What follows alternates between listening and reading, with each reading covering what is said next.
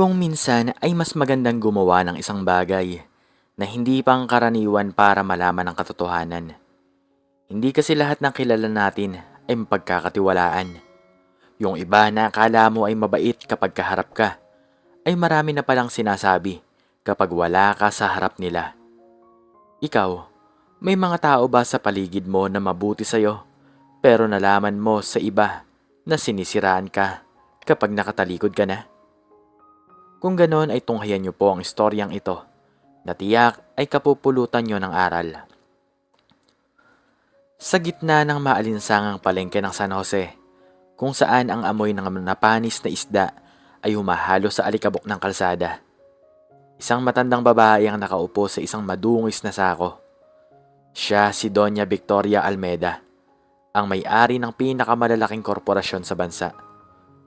Ngunit sa pagkakataong ito, siya, si Aling Tasing, isang kuba, madungis, at tila nangihinang tindera ng kangkong. Ang kanyang layunin, hanapin ang babaeng may pusong ginto na karapat-dapat maging asawa ng kanyang kaisa-isang apo na si Adrian. Isang gabi bago ang kanyang pagpapanggap, sinabi niya sa kanyang sarili, Ang yaman ay madaling kitain, pero ang busilak na puso ay bihirang matagpuan sa mundong puno ng pagkukunwari. Ang umagang yon ay nagsimula sa isang malakas na sigaw na yumanig sa kanto ng mga gulayan. Umalis ka na nga rito, matanda. Nakaharang ka sa dadaanan ng mga mamimili ko. Singhal ni Aling Marites, isang matabang tinderang may-ari ng isang malaking pwesto ng karne. Pasensya na po, Aling Marites. Ibebenta ko lang po itong ilang taling kangkong para may pambili po ako ng gamot. Mahinang sagot ni Victoria. Pilit na pinapagaspang ang boses. Puro ka kangkong.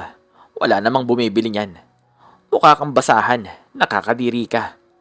Sabay sipa ni Aling Marites sa tumpok ng kangkong ni Victoria. Dahilan upang humampas ang mga ito sa putikan. Tumulo ang luha ni Victoria. Hindi dahil sa sakit ng mga salita, kundi dahil sa sakit na makakita ng taong ganito kasama ang asal. Ngunit sa gitna ng tawanan ng ibang mga tindero, isang payat na kamay ang humawak sa kanyang balikat. Lola, tutulungan ko na po kayo. Ito ay si Angela. Nakasuot siya ng kupas na t-shirt at maong na punong-puno ng tagpi. Ang kanyang mukha ay pagod, ngunit ang kanyang mga mata ay nananatiling maliwanag. Si Angela ay isang tagabuhat sa palengke at kung minsan ay naglalako ng basahan. Huwag mo nang tulungan yan, Angela. Pareho lang kayong basura rito. Sigaw muli ni Marites. Hindi kumibo si Angela. Lumod siya sa putikan at isa-isang pinulot ang mga kangkong. Inilubog niya ang mga ito sa isang timba ng malinis na tubig na dala niya. Lola, heto na po. Malinis na po ulit. Ako na po ang magtitinda nito para sa inyo habang nagpapahinga po kayo. Malumanay na sabi ni Angela. Salamat, apo. Pero bakit mo ako tinutulungan? Pinagtatawanan nila ako. Tanong ni Victoria. Ngumiti si Angela. Isang iting tila nagpaliwanag sa madilim na sulok ng palengke. Lola, hindi po ba siya ng suot o ang dumi sa muka para ituring na tao ang kapwa? Pare-pareho lang po tayong naghahanap buhay dito. At saka po, naalala ko po sa inyo ang namayapa ko pong lola. Wala ka bang kinikita, Angela?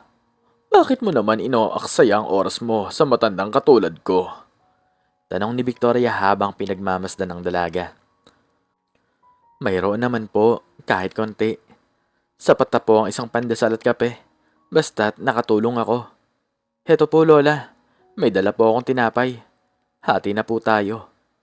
Alok ni Angela habang hinahati ang maliit na piraso ng tinapay na nakabalot sa plastik.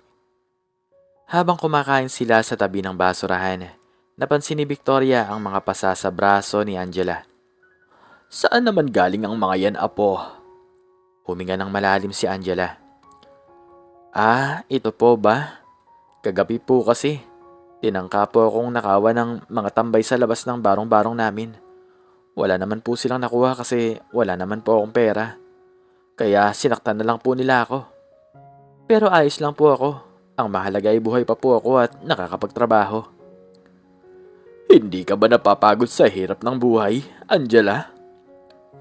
Napapagod po lola, araw-araw po. Minsan, tinatanong ko po ang Diyos kung bakit kailangan ganito kahirap. Pero kapag nakakakita po ako ng mga taong mas nahihirapan pa sa akin, tulad nyo, nararamdaman ko na may misyon pa po ako, na kailangan kong maging malakas para po sa iba. Biglang lumapit ang isang lalaking naka-Amerikana, mukhang mayaman at mayabang. Hoy, tinderang madusing. Magkano lahat ng kangkong na yan? Bibilhin ko lahat para lang umalis na kayo rito. Nakakasira kayo ng view. Ang babaho nyo. Tumayo si Angela at hinarap ang lalaki.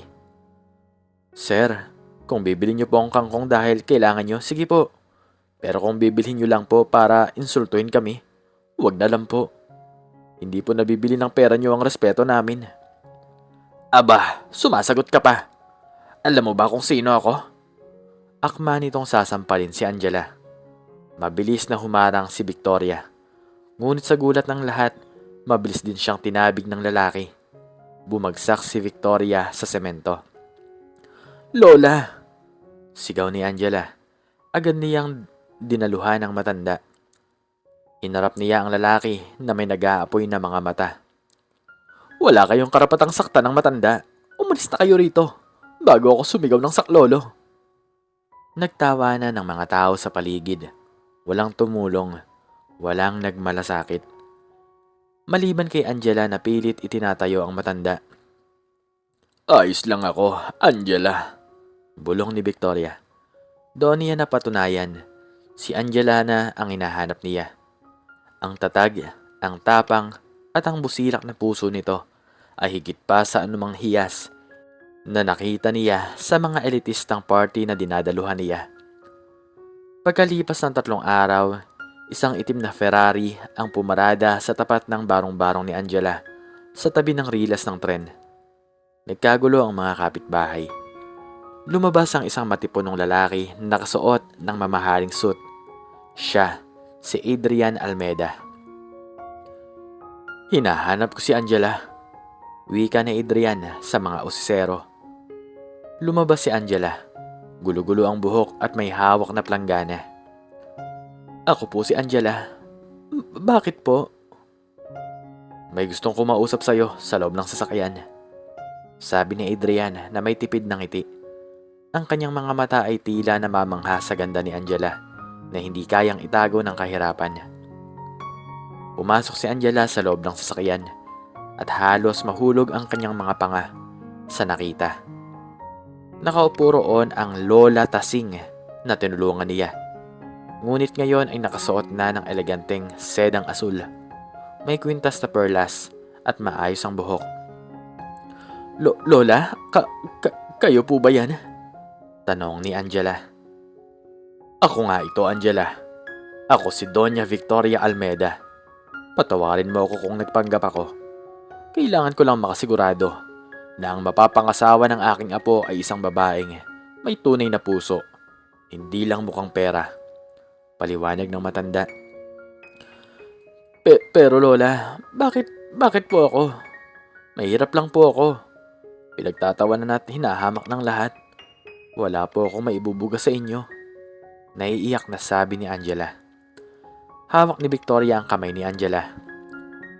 Ang kahirapan ay hindi isang kapansanan, Angela. Ito ay isang pagsubok na nagpapatibay sa kaluluwa. Sa loob ng 3 araw na kasama kita, nakita ko kung paano mo ako protektahan kahit ikaw mismo ay nasasaktan. Nakita ko kung paano mo ibinigay ang huling piraso ng tinapay mo. Yan ang kayamanan na hindi nabibili ng bilyon-bilyon ko. Dinala nila si Angela sa malaking mansyon ng mga Almeda. Doon, unti-unting ipinakilala si Adrian kay Angela.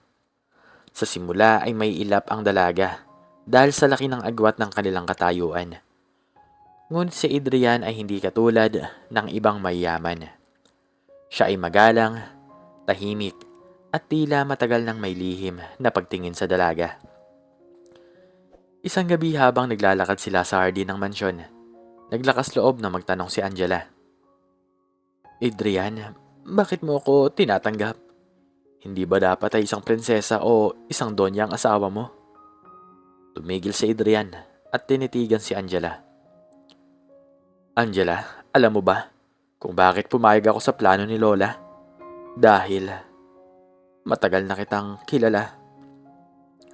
Doon ay nagulat si Angela. Anong ibig mong sabihin? Noong nakaraang taon, noong nasiraan ako ng kotse, malapit sa palengke at walang gustong tumulong sa akin dahil gabi na at maulan. Isang babae ang lumapit. Ibinigay niya sa akin ang kanyang payong at tinulungan akong itulak ang kotse hanggang sa makarating sa talyar. Hindi niya tinanggap ang perang ibinibigay ko. Ang sabi niya, ang pagtulong daw ay libre at ang pagpapasalamat ay sapat na. Kilala mo ba ang babaeng yun? Napasinghap si Angela. Hindi niya akalain na ang simpleng pagtulong niya noon ay may malaking epekto pala sa kanyang kinabukasan. Kaya nang sabihin ni Lola na maghahanap siya ng asawa ko sa pamamagitan ng pagtitinda ng kangkong, sinabi ko sa kanya na hanapin ang babaeng laging tumatambay sa kanto ng palengke na nagbibigay ng pagkain sa mga asong gala. Patuloy ni Adrian. Pinanood kita mula sa malayo, Angela. Gusto kong manigurado na hindi ka lang mabuti sa akin, kundi mabuti ka sa lahat ng tao. Lalo na sa mga taong walang kakayahang suklian ka. Sa kabila ng mga magagandang pangyayari, may isang malaking hamon pa silang hinaharap. Ang mga kamag-anak ni Victoria ay tutol sa relasyon. Isang gabi sa isang malaking handaan, hinarap ni Angela ang mga mapanghusgang mata ng mga elitista. Hello, heto na pala ang kangkong queen nyo. Bulong ng isang pinsan ni Adrian na si Clarissa. Saan mo nakuha ang gown mo, Angela? Sa ukay-ukay? Nagtawanan ng mga tao. Ngunit bago pa makasagot si Adrian, tumayo si Angela ng may dignidad. Ang gown na to ay regalo ni Doña Victoria. Pero ang dignidad ko ay regalo ng aking mga magulang na pinalaki ako ng maayos kahit wala kaming pera.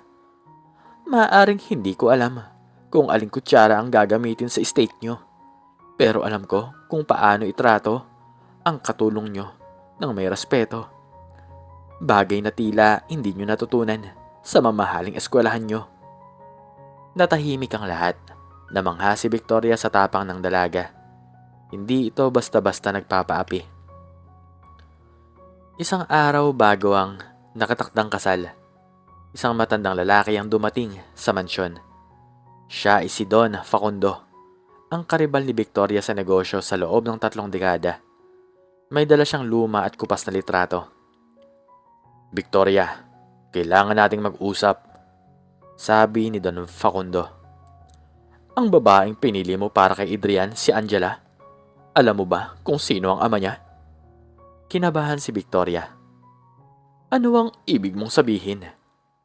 Si Angela ay anak ni Gabriel, ang anak ko, na itinakwil ko dahil nagmahal siya ng mahirap na babae.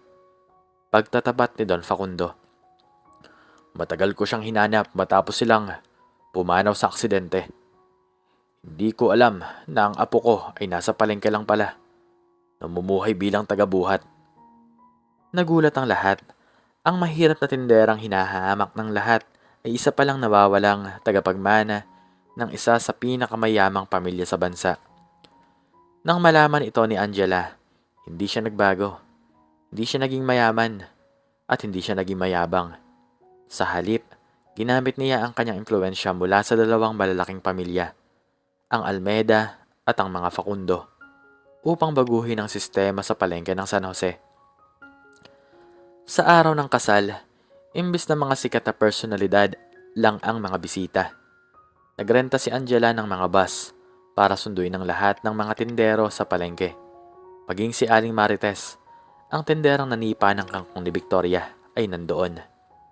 Angela, pasensya na nga pala sa nagawa ko noon. Naiiyak na sabi ni Aling Marites habang nakapila sa buffet. Hinawakan ni Angela ang kamay nito. Wala po yun, Aling Marites. Ang mahalaga po naway natutunan nating lahat na ang tunay na halaga ng tao ay wala sa laman ng bulsa, kundi sa laman ng puso. Nang magpalitan ng sumpaan si Adrian at Angela, isang malakas na palakpakan ang umalingaw sa katedral, sa gilid. Nakatingin si Doña Victoria. Nagtagumpay siya. Hindi lang siya nakahanap ng asawa para sa kanyang apo. Nakahanap siya ng isang babaeng magpapatuloy ng kanyang legacy. Isang legacy na hindi binuo ng ginto, kundi ng kangkong na itinanim sa pag-ibig at inani sa kabutihan. Ang dating tenderang hinahamak ay isa na ngayong reyna. Hindi dahil sa korona o sa yaman, kundi sa pag-ibig na kailanman ay hindi kayang bilhin ng salapi. At sa bawat paglubog ng araw, naalala ni Angela ang amoy ng kangkong at ang putik sa palengke. Ang mga bagay na nagpapaalala sa kanya na ang pinakamataas na uri ng pamumuhay ay ang pananatiling nakatapak sa mga paa sa lupa. Gaano man kataas ang lipad ng iyong mga pangarap. Ikaw, ano ang natutunan mo sa istoryang ito? Makiki-comment naman po sa baba kung ano ang inyong natutunan. At hanggang dito na lamang po nagtatapos ang aking storya. At sana po ay nagustuhan nyo to. Please like, share, and subscribe. And click the notification bell para palagi po kayong updated sa mga bago kong istorya. Muli ay maraming salamat po. At God bless us all.